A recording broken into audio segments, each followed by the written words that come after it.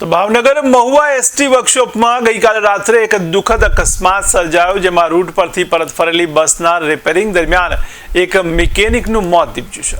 ત્યારે બનાવની વિગતો મુજબ મિકેનિક બસના નીચેના ભાગે રિપેરિંગ કામગીરી કરી રહ્યો હતો। આ દરમિયાન બસને ઊંચી કરવા માટે લગાવેલો હાઇડ્રોલિક જેક અચાનક છટકી ગયો હતો, જેને કારણે મિકેનિક બસના આગળના વ્હીલ નીચે દબાઈ ગયો હતો।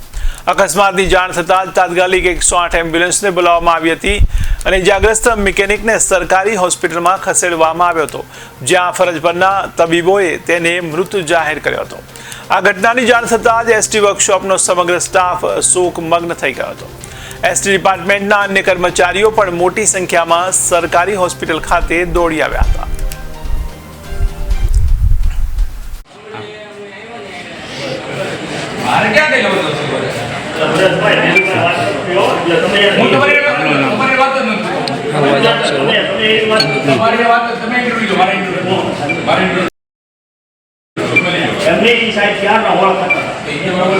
સાહેબ, આપનું નામ અને શું ઘટના બનવા પામી હતી?